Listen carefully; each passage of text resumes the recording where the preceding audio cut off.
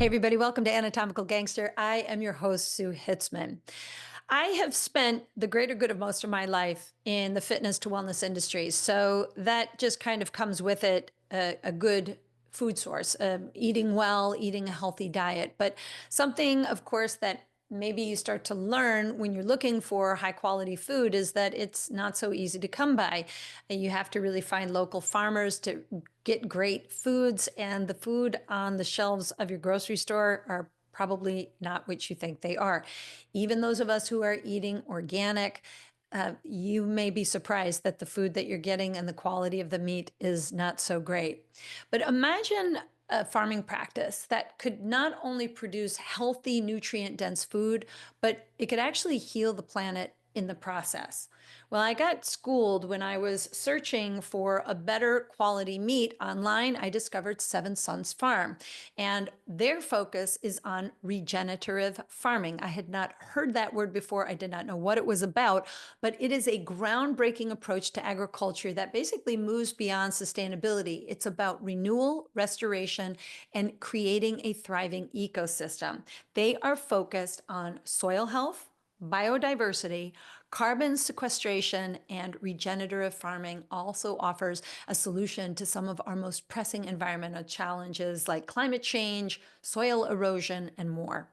So today, we're diving into this transformative method with Blaine Hitzfield. He is the CEO and one of the seven sons from Seven Sons Farms, and he's a pioneer in the regenerative farming movement. And in this podcast today, we're going to explore what regenerative farming really means, why it matters to us, our food, our health, and our planet. So I hope that you enjoyed this conversation. Again, subscribe below, share this one with your friends, and comment. And let's have a conversation with Blaine Hitzfield from Seven Sons Farms. Well, Blaine, thank you so much for coming on Anatomical Gangster. This has been one of these conversations that I've just been really excited because this is something important that I don't think a lot of people consider is where their meat comes from and how important I think how we care for animals, how we slaughter them, how we package food, how we bring it to the consumer is a mess in Yeah. America. And you guys have Seven Sons Farm, and you guys have been a pioneer in regenerative agriculture. And I actually read on your site that in the late 1990s, your family embarked on this journey to build a pasture-based farm Yes. and kind of just to bring transparency to the general public. So share a little bit about the journey that led your family to adopt that approach. Yeah. Well, back then, like in the 90s, there wasn't the term regenerative. No. I mean, I mean, organic had taken off at that point, so people knew what that was, but even that wasn't very popular. So, this was definitely something that my parents kind of backed into based on their own. Actually, my mom's journey with an autoimmune condition, but my parents actually they purchased our initial farm here in Roanoke, Indiana, Northeast Indiana. It's the heart of corn and soybean country. So having cattle and pastures in this area is very strange and odd, and it's not something that most farmers would consider economically viable. But we've pulled it off in a pretty big way. But yeah, my parents got started with a straight up conventional farm, and they would tell you at the time, like they championed conventional agriculture and the use of chemicals, and this is just the best way to grow food and feed the world, and they were very proud of what they were doing. And matter of fact, it was any like when they thought about organic way of farming or people that didn't like the practices of conventional agriculture. I mean, it was almost like it felt like an attack. There, it was almost offensive to them. But we have come full circle from there, and Yeah, seven sons. Your mother yes. must have been so busy. I can't even imagine what your holiday ate Oh, was at your it's dinner table. It must have been insane. it's crazy. It's crazy. Just imagine it, and um, but it was a great. It's been great growing up on the farm. I never imagined I would still be on the farm, and definitely wouldn't imagine that we're doing what we're doing today because we work. I can get into it, but we work with so many different farms now, and we're teaching a lot of farms. So it's very impactful and meaningful work. But yeah, my parents all the way from the 80s to the mid 90s were conventional farmers. They purchased a farrow to finish confinement hog operation, a CAFO, is when that's what they got their start in, was they purchased a working CAFO, which is very expensive to do. It's not very common to do that. They mortgaged everything they had to get started. My dad, my dad didn't inherit a farm from anybody. They got started just with loans from the bank. And it was, I mean, and economically, it was really hard for them all along. But I would say, I think it was in 94, my mom was diagnosed with a pretty severe case of rheumatoid arthritis. It was severe, and so that's mid 90s, and so there wasn't many holistic health practitioners to help out with dealing with that, and so her doctors kind of gave her some grim news. They told her that as aggressive as this is, if it continues like this, you do need to be prepared for, joint replacements very soon and possibly being, wheelchair bound. Like they were preparing her for that because of how aggressive it was. So that definitely um, got my parents obviously thinking a lot more about health. And at that same time, my dad happened to be a soil agronomist by the name of Ray Smith, just a brilliant guy. And he understood, I mean, he was more than a soil agronomist. He understood the connections between life in the soil, health in the soil, and how it translates all the way to the human body. So he introduced us to making those connections. And actually, he was able to help my mom within a couple months make some serious recoveries through diet change and lifestyle changes. And Isn't so, it so incredible? yeah, so that, by the time my parents experienced that, my mom was bedridden. I mean, it was hard for her to get out of bed. And within just a couple months of just following some very basic advice from the soil agronomist, she was able, I mean, she made started making a profound recovery. And so that caught my parents' attention. And, then they just started learning more and then just how odd it was that, that we as a society eat the crap that we do. What Yeah, it society is eats. crap. It's Yeah. bad. It's Well, bad. I you mean, if can't. ever you've been in one of the big farming areas, or, sometimes every once in a while, I would catch a glimpse of somebody putting something on social media, and just the fear, the animals look like they're in such fear in these Yeah. tiny Yes. quarters. And so, Well. to me, regenerative farming, I've always kind of understood it as being sort of described as a way to heal the land.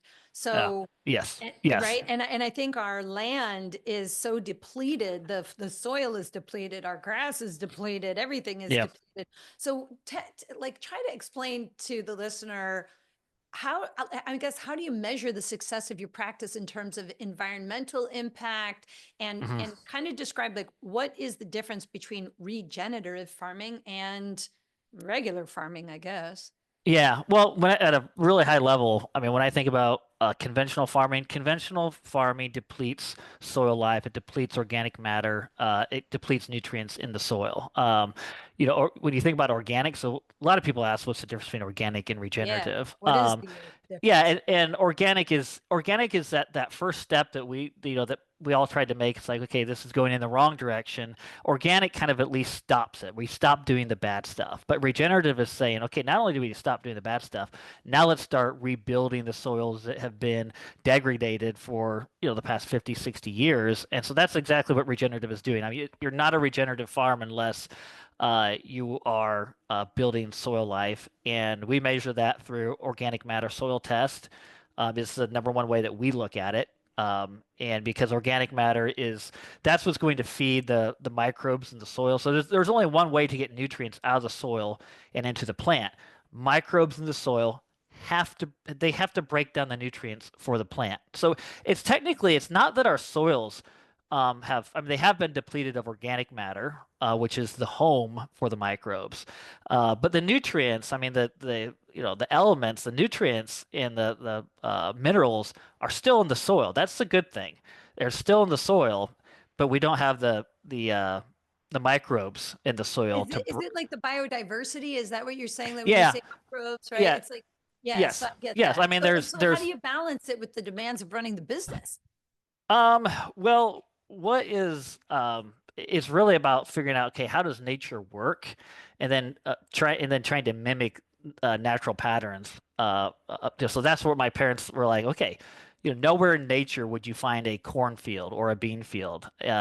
Nowhere in nature does nature necessarily till the ground. And so, the great thing about regenerative and biodiversity, biodiversity is complex, but it's not complicated. Technology is complicated. You're always problem solving, always having to fix something.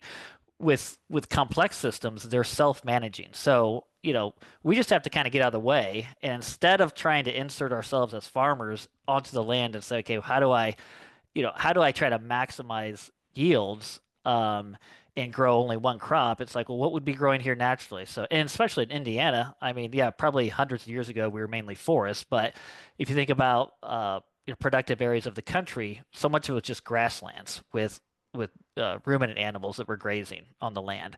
And just like that, grasslands with ruminant animals rotating across the prairie, not staying in one place, but moving along.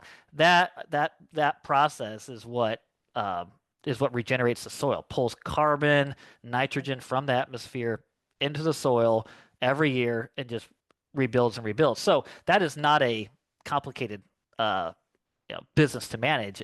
It's complex and it's self-managing.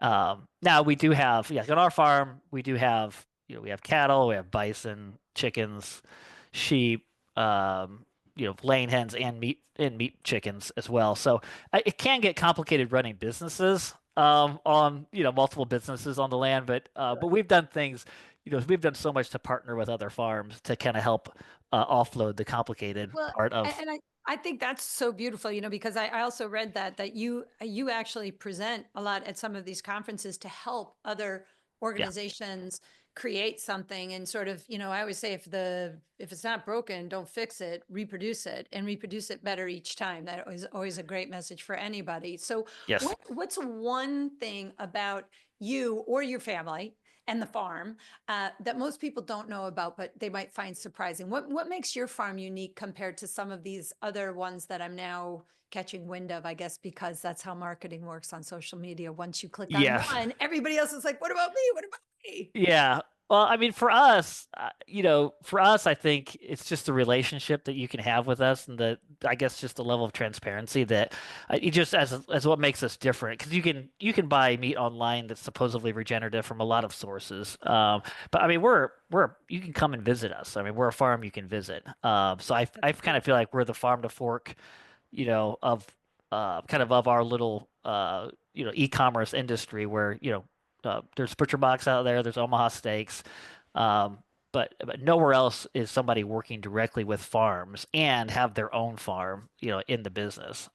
So, something unique about me. I mean, I love being an entrepreneur, and so that's kind of been, I think, what's been unique about us is we bring a lot of entrepreneurial business passion to the regenerative farming industry, and that's when I speak and share, and when my brothers speak and share, we're a lot of times just teaching and downloading sound business practices to the regenerative community, and even marketing. Right, we have to reach a consumer who cares and shares the same values, and that's many times it's not the same skill sets of a farmer to go out and figure out, okay, how do I use digital marketing to go reach consumers that care about and value what I'm doing. So.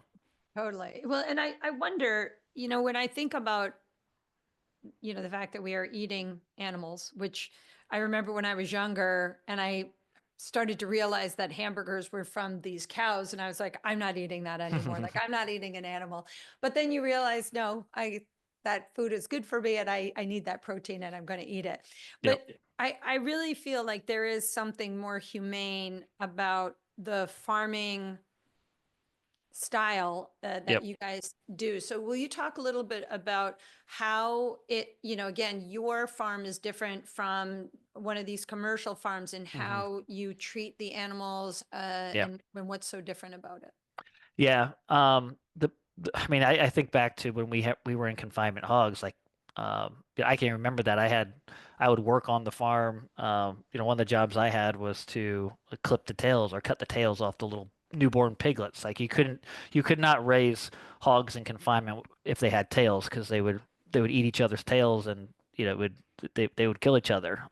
Really? We had. I think back to that. All of our barns had slurry manure pits underneath them. So all that ammonia coming up, we had to run.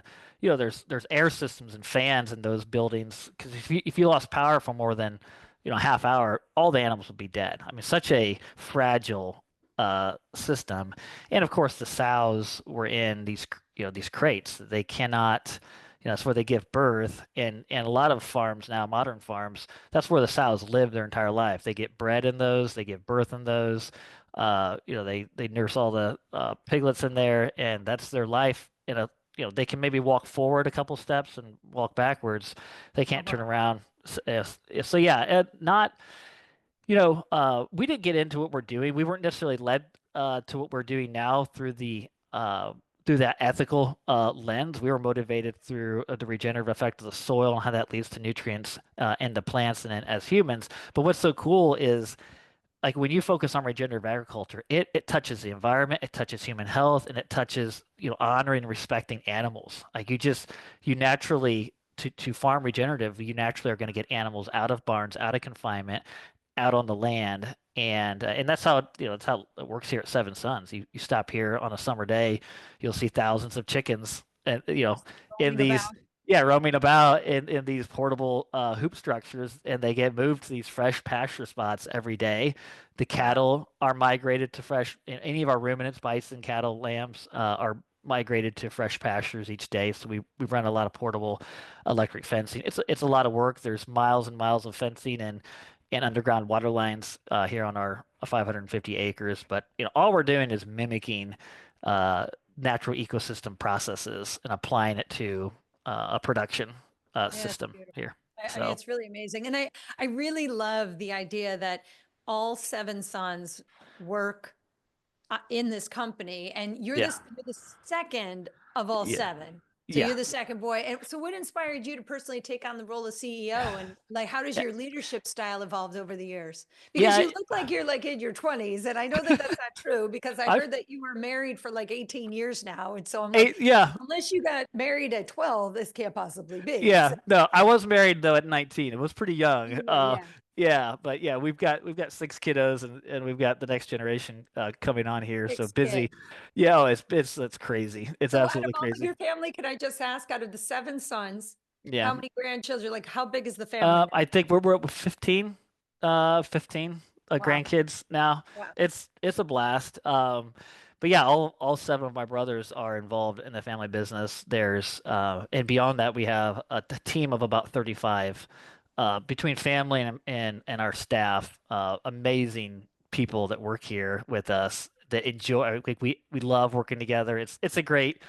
Uh, it's just it's a fun environment here. But we it was a lot of the I guess what gave us a leg up was just my brothers and I, our ability to work together early on when the business was like just grinding out the startup pains of this business. But growing up, large family, my parents struggling financially with the conventional farm, making the transition to regenerative. We had about a 10-year period where financially our family went backwards, big time.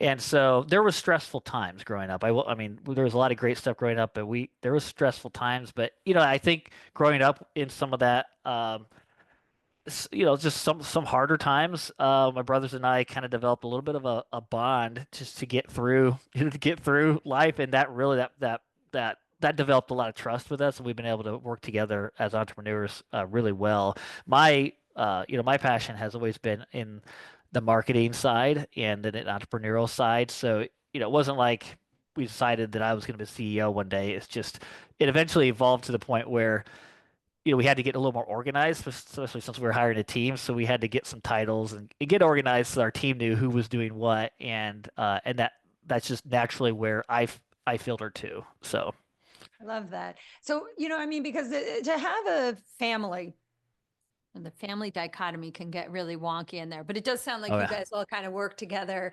Everybody's kind of got their role. That's pretty important. But how do yeah. you guys foster innovation within the team so that you're really staying true to the farm's core values?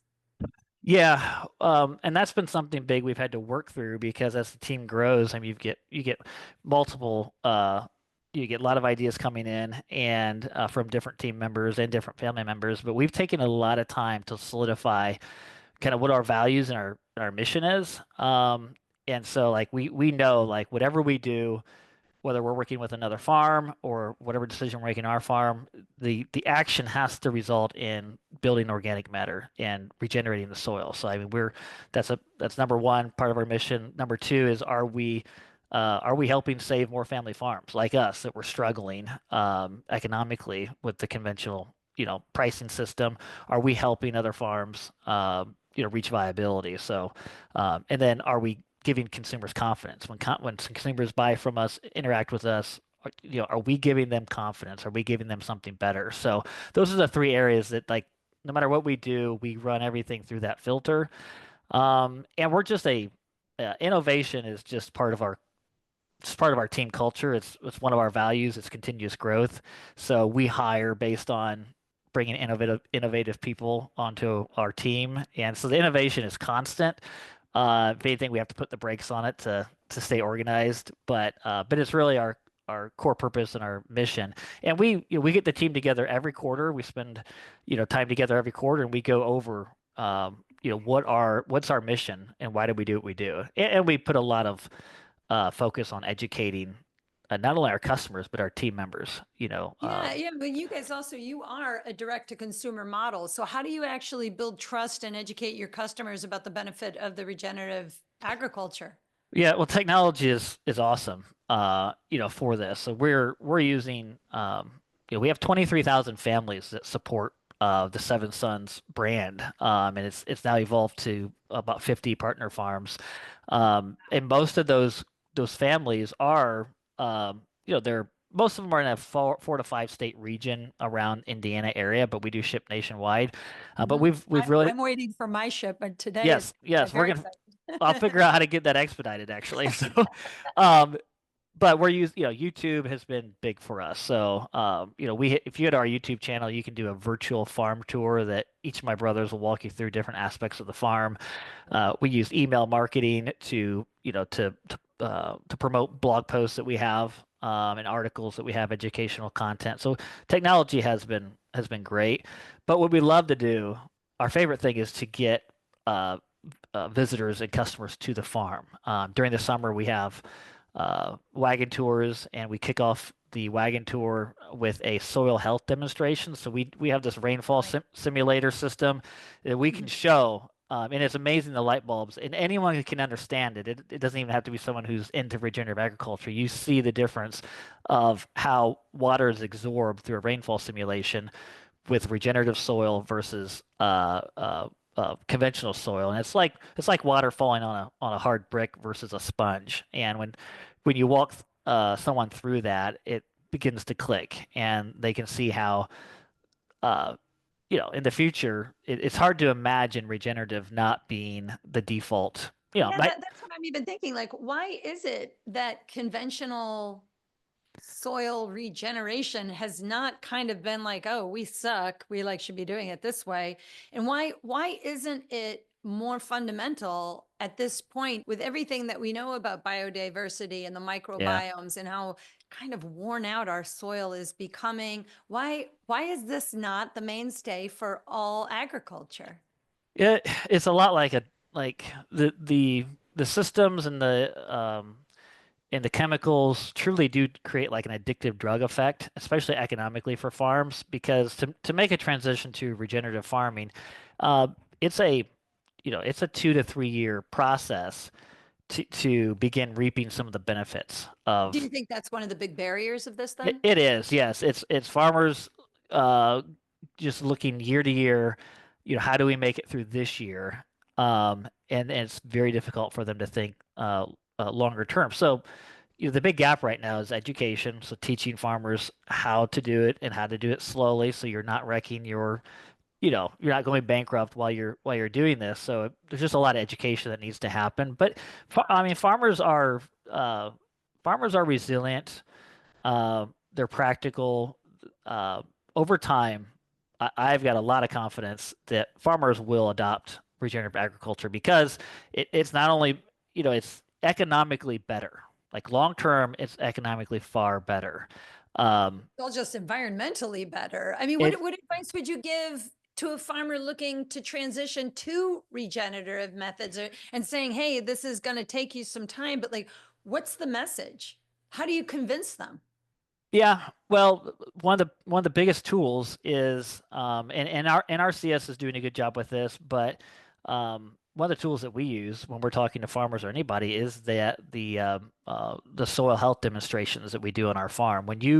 Because when you see that if I manage my soil like this for 3 or 4 years, I can absorb 3 to 4 times more rainwater. It clicks. It clicks. The number one factor that determines how much food you can grow and how profitable you can be as a farmer is how much rain do I get? I mean, the hundreds of thousands of dollars that a farmer will spend on irrigation systems just to try to get more moisture in the soil.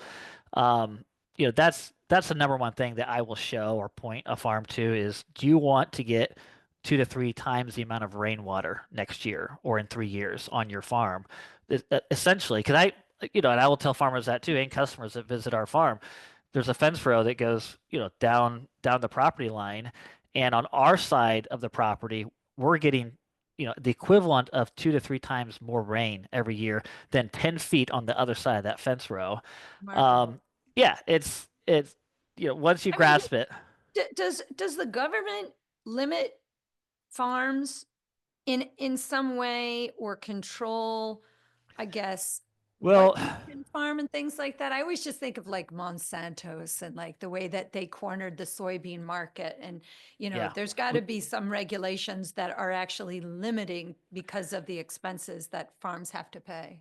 Well, one of the biggest problems with uh, regulations right now, or I guess just the government involvement, is the subsidies that they provide for crop insurance. So, if a farmer has a drought, well, there's subsidized crop insurance that ensures that farmer still gets paid. That seems like a good idea if a farmer gets a drought, but that does not incentivize building organic matter over time because we're not worried about droughts on our farm. We can retain and hold so much more water, and our evaporation rates are so much lower. We're just not concerned about droughts, but our neighbors they're concerned about droughts. So as long as there's that, it's a crutch.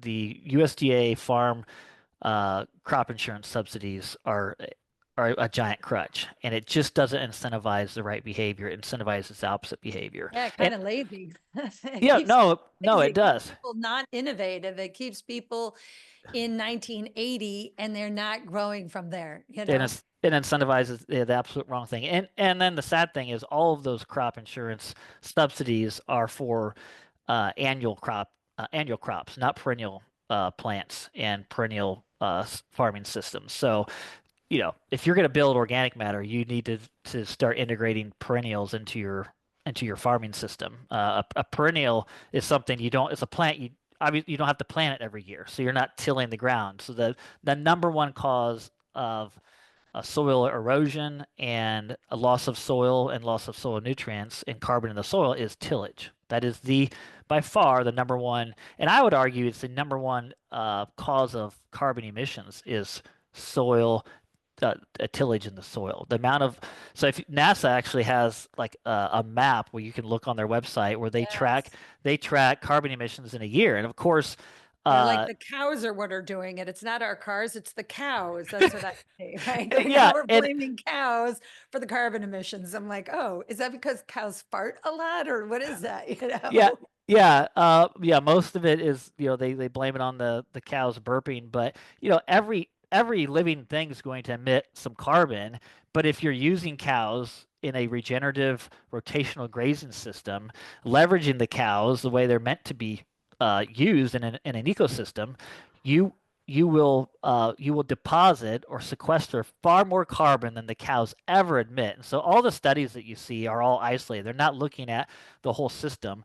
If you look at a couple year period, when you're managing cattle correctly in a regenerative system, you sequester nitrogen and carbon from the atmosphere. And it's so it's ridiculous to say that cows are the problem. It's someone I forget who said it, but it's not the cow, it's the how. It's how we're raising the cows. Yeah, that's what I mean. It just is how we're doing it. And it seems like you guys have really figured out a way to make farming better. I mean, it just seems like a better way to farm. So Yep.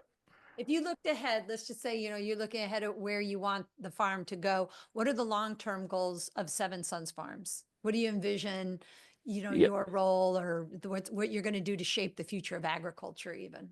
Well, our we definitely feel like our role is connecting more consumers to our network of farms. And we can help other farms by continuing to grow our market and find consumers that appreciate what we're doing. And so our right now between the 50 partner farms that we're working with, we're regenerating about 4,000 acres of land, which is a great start, but we want to see that continue to grow. So again, thinking about our mission, it's like how many acres of land can we get under regenerative care by working with more farmers? And how do we work with more farmers? We want to find more consumers that will support what we're doing. So we do want to we have a goal. I think by 2033 we want to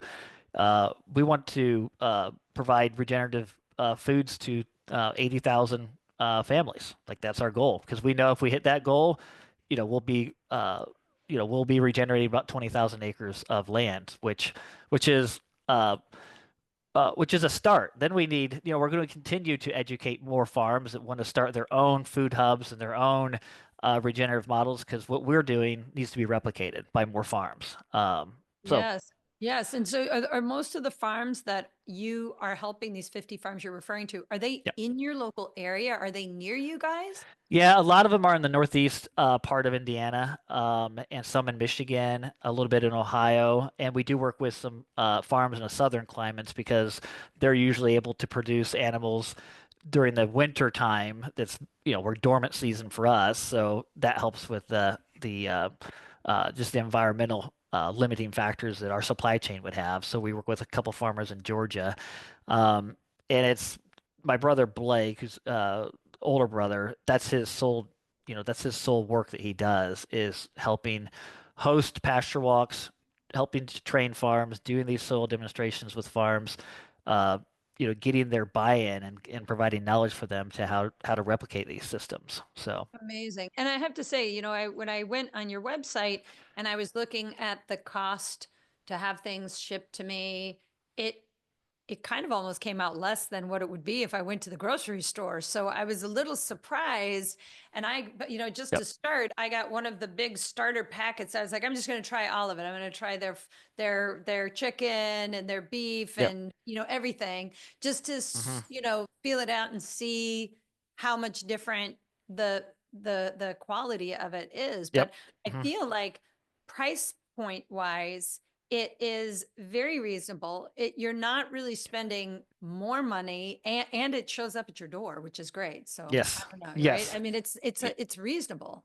Well, and we've understood too, and years ago the way to buy from our farm was very inconvenient. We didn't offer home delivery, but we get it. I mean, people are busy. As farmers, if we want to capture more of the food dollar, we have to make ourselves a bit more convenient. So we've been doing the home delivery for since 2020. I mean, 2020 is when home delivery really took off for us during the pandemic. But it's just we understand that's the barrier. I mean, that's why so many consumers are feel like they're stuck buying what they're buying. It's where do you go get something different, and is it convenient, to go somewhere else? And and unfortunately, a lot of most consumers are we've gotten used to cheap food, and But so It's more and more tragic. consumers are waking up to the fact that, okay, cheap food, I'll, long term, I can end up paying for it in medical bills. So Exactly. And I think that's the big thing is, I mean, how much is your health worth? And I have to tell you, I'm down here in Florida and it's not, when I was in New York City, we actually had fantastic farmers markets because people from New Jersey and, Pennsylvania, they bring their foods in and you'd get the incredible food. Here, I was actually a little surprised. I went to a farmer's market thinking, here I'm going to get some fresh oranges and fresh lemons. And I'm there and I'm looking at it and it says made in Ecuador and this one is Mhm. made in Mhm. Mexico. And I'm like, this is not a farmer's market. This is like somebody went to the grocery store and now they're charging Yes. more for the same stuff at the grocery store. Where's the local produce? And so I think it is very frustrating in 2024 to go to a farmer's market and find Yes. food from Mexico. That's not Yes. local farmers. They're in Mexico. I'm in Florida. Yeah. So Yes. I think this is a Yes. problem. It is, and it is just as bad in the meat industry and specifically grass fed. 90% of all grass-fed beef sold at retail in the US is imported from other countries, and most of it's not labeled. You don't know that. The government does require, manufactured goods to state where they're from, like toys, made in China. You see that. But no, the government does not require, they exempt food producers from having to do that or food companies from having to do that, which just drives us crazy because there is a lot of especially a lot of the online when you search for grass-fed beef online, a lot of the big guys are just importing cheap grass-fed from overseas Well, and what is that farm to or grass fed to finish, right? That some of them say that they're grass fed, but that like just because they had a little grass fed and then they also did the yeah, other stuff, you know what I mean? So I tech, think that it's yeah, very deceptive what it says on a label. yeah. It's getting so confusing for consumers to have to sift through so many labels and yeah, and even a label that reads 100% grass-fed beef may be supplemented with grain byproducts. So that's been a big loophole in the grass-fed industry, and consumers need to know this, that you can buy a label that's approved by USDA that says 100% grass-fed, but the actual producer could have gotten by with feeding grain byproducts because grain byproducts is a non-starch food, and that's the way the USDA originally set their regulations and protocols is you have to be considered 100% grass fed, it has to be a non-starch diet. So that allowed for grain So byproducts. shady, Yes, to shady. be, and I figured that out. I mean, I didn't even know that until I'm visiting. I went to an industry conference, and we had some farm visits, some farm tours, and I'm at a ranch out in Nebraska that raised 100% grass-fed beef for one of the big national brands, and yeah, he was being honest about what the brand was telling him he could do. He's like, "Yeah, I'm feeding, these grain byproducts," and I'm like, I know like how this is labeled and sold to consumers Such who would have no idea that this is happening and would be appalled, to know it was happening. So, um, Yeah, especially because you're eating a beef product and they're feeding them grains that are not great for the cow because cows shouldn't be eating that yes, stuff in the first place. yes, Now yes, it's and going through their digestion and changing their muscle mass. And so isn't that then yeah, going to be passed down to my muscle mass? yes.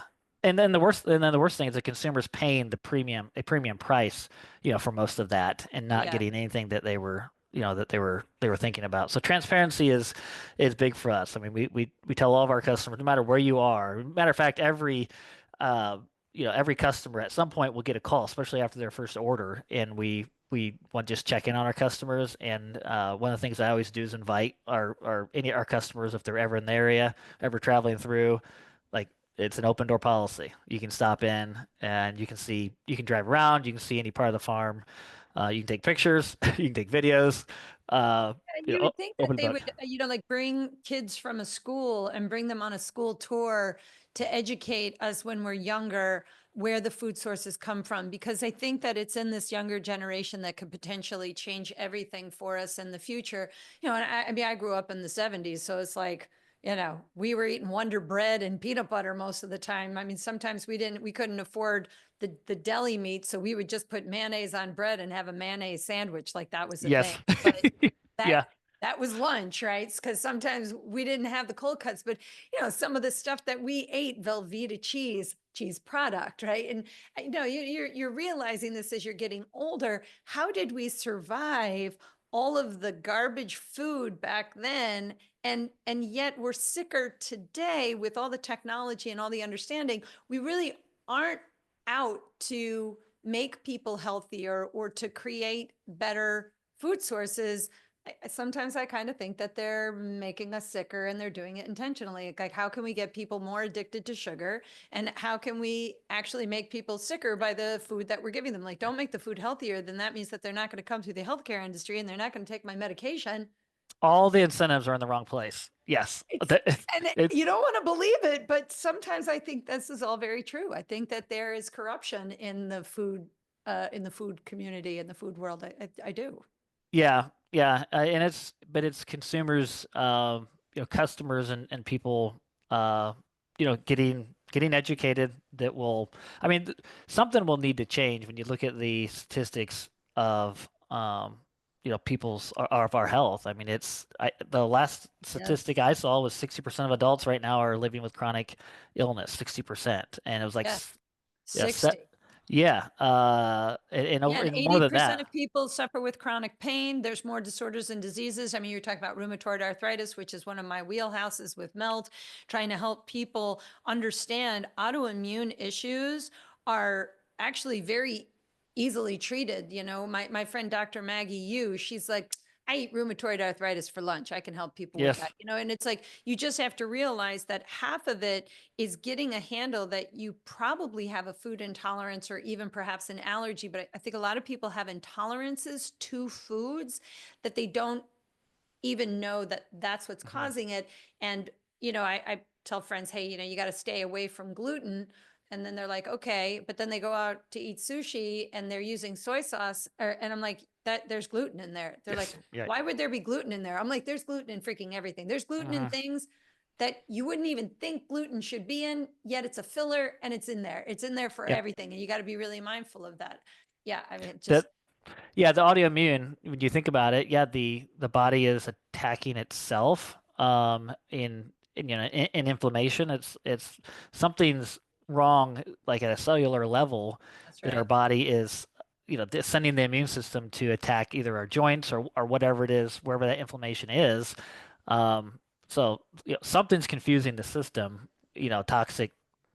Foods is what we believe, and I've had my own journey with chronic illness as well, which it's exactly what you said though. I mean, the first thing I did was eliminate almost everything, and That's right. then introduce some and take really good care of myself. But stress is a factor too. Of Stress. course. People are so stressed, and So it stressed. does affect our health. Like there's Yes. no getting I away always from say it. stress isn't the problem. How we deal with the stress, that's the Mm, problem, mm, right? So yeah. when stress comes on, if we're freaking out over it and we're sort of worried about the future, or we're freaking out about the past, I'm like, you should stay in the present moment where you don't really have the problems. It's all in these two places where you can't control any of it because it's Yep. not, and nothing happens in either of those two places. It's only happening right here. It's a good Yep. message for Yep. everybody. Yep. So Blaine, I ask everybody this question. We're coming to the end here. I want to Yep. ask you this question. So the question is, and this could relate to anything. If you could tell somebody something that you've learned about the human experience that really changed your perspective, and if other people heard that idea, it might very well change the course of their very lives. What would it be? Hmm. Boy. There's so much of that when I think of things, it's recency. It's a recency factor. So, I I think about I think a lot about business, but I've realized that in my own life, and I look at our family's life where we've experienced success, it's never been separated from healthy relationship dynamics, and where we're struggling. So we're when I'm talking to other farms, and even if I'm talking to friends, generally my conversations will go around relational health, and especially with entrepreneurs. I see entrepreneurs hit burnout all the time, and I experienced some of that myself by neglecting the relationships in my life. So, biggest thing when I'm talking to others is we don't have to settle for the relationship work is hard. I mean, we're in a family business. There's multiple families in our business. Like, uh, it's the hardest work that I've ever had to do, but man, it pays the most.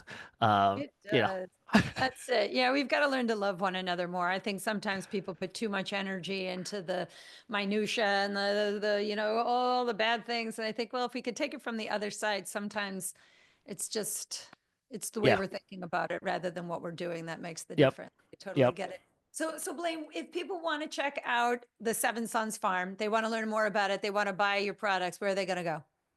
Sevensons.net, or you can just Google Seven Sons Farms. We'll come up.